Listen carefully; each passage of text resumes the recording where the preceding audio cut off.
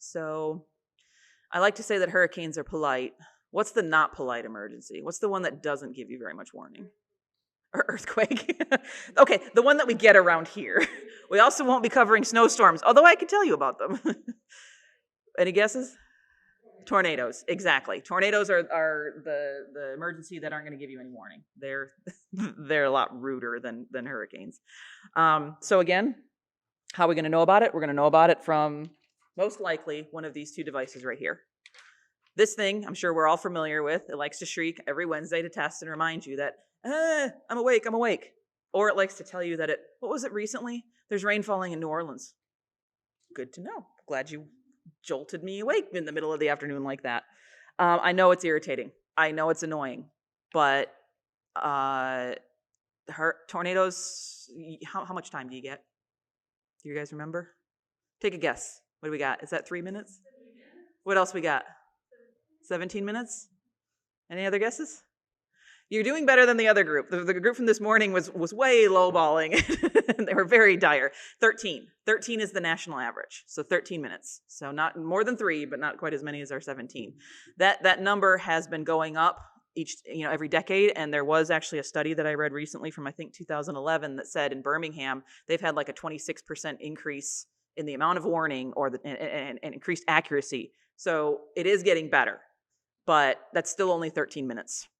The first tornado we had after I kind of started doing this in 2018, we all got down to the basement. We did. We took care of business. Guess how many minutes? 12. So we made it, but barely. So one of the things I want you to remember when we're talking about tornadoes is move safely, but move quickly. On average, a tornado warning there's a 70% chance that it's a false alarm. Most of the time it's not real. But I don't care, because 30% of the time it is. And 200, 300, 400 mile an hour wind turns absolutely everything into a trajectory that can hurt you. So we're going to take them seriously, and we're going to treat them all as if they're real. We've had loads of practice here at Maine with this in the past couple of years, but we're going to briefly go over what our process is. First of all, if you hear this go off and it says there's a tornado watch, what's the difference between a watch and a warning?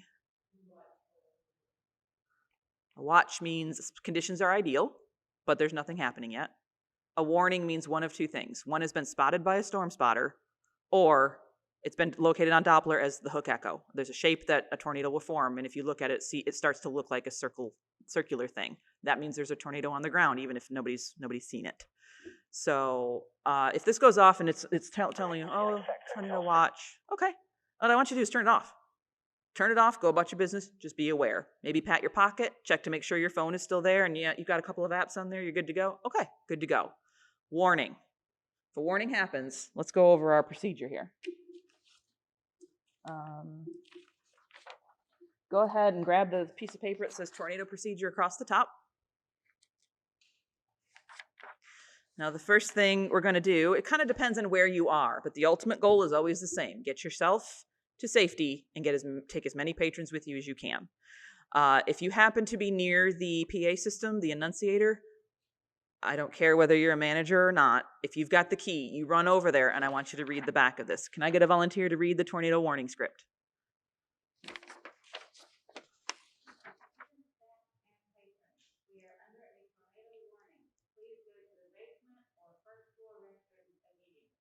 Thank you, Cheryl. Exactly so. This is also printed and laminated and stuck to the PA system itself, so you won't have to scramble for a piece of paper. It's right there, right in front of you.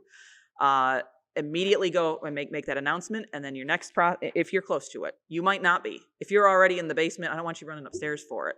Or if you're way far on the other side of the room and you need to get those patrons out of there, then that's going to be your focus. But you're going to hear that announcement. Your phone or one of these radios is going to go off. Start talking to your patrons. Ma'am, there's a tornado warning. Will you join me in the basement? Ma'am, would you like to join me in the basement or the bathrooms? Ma'am, please follow me. There is a tornado warning.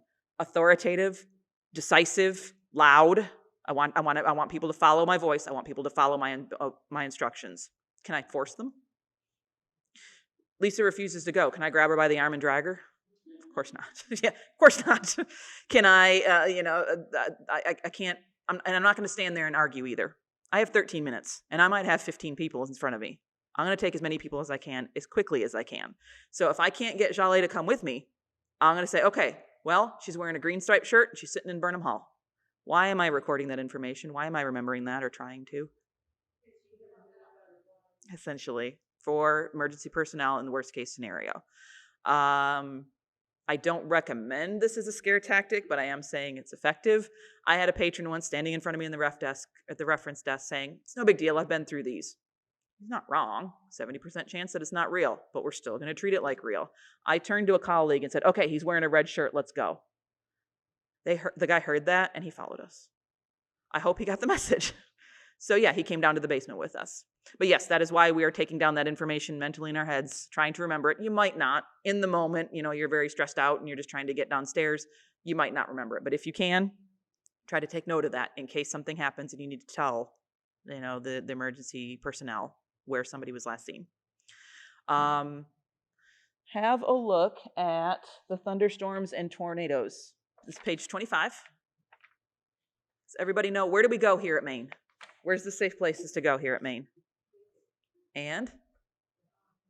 Exactly. Basement and bathrooms. Basement and bathrooms. Denisha, where do we go at local history? The vault. The vault. We have a basement, which is pretty dang good. They have a vault. That's pretty good too. Yeah, we're going to go where there is the lowest floor you can get to with no windows, interior, in an interior room. That's going to be the basement and the bathrooms. You might have a patron who is, claustrophobic and doesn't want to go to the basement. Okay, then recommend the bathrooms. You might have a patron who they just want to be wherever's close and convenient. Point out the closest bathroom then, if they don't want to come downstairs with you. You might yourself be a little uncomfortable. Then don't, if somebody's claustrophobic, I'm not going to tell them to come downstairs and have a panic attack. But get yourself then to one of those locations, the safest places you can be, the basement and the bathrooms. Encourage the patrons to join you, but if you can't convince them, then you leave them. You're not going to place your life in danger. What about the money? What should we do about the money? Leave it, exactly. How much cash is there ever in our little blue bags? Less than $10 most of the time. My life is worth more than that. What about the front doors? What do we do about the front doors? Leave it open. You guys have done this before. I'm so proud. Yes. There's been comments before and efforts along these lines of, I need to lock the doors. Please don't do that. Leave them open. There are people out in the parking lot. We're going to hang a sign on the front door. Whoever is in Cirque in that moment is going to hang that sign. And they're right at Cirque. They're bright red signs with our little symbol of a tornado on them. And they will tell people coming in that come to the basement. Come to the basement. Seek shelter with us in the basement or the bathrooms because this area is under a tornado warning. Once we've hung the signs, we've made the announcement, we've cleared the room, we've gotten everybody to come with us who can, who will. We've left everyone who chooses not to. We're going to run to those safe spaces and we're going to leave the doors wide open. The last time we had a serious tornado type of situation where there genuinely was one spotted one. It was over by the battleship. Me and Mr. T and a pastor, we were out standing on the front step shouting at the folks who were hanging around. Like we had some folks sitting on the benches and stuff, said, come inside, come inside.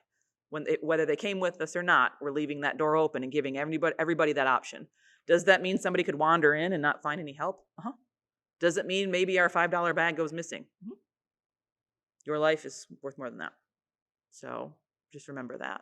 The two things you hear most often from people who live through tornadoes is there was a greenish light in the sky and I heard the sound of a train. If you hear or see that, it's almost on you.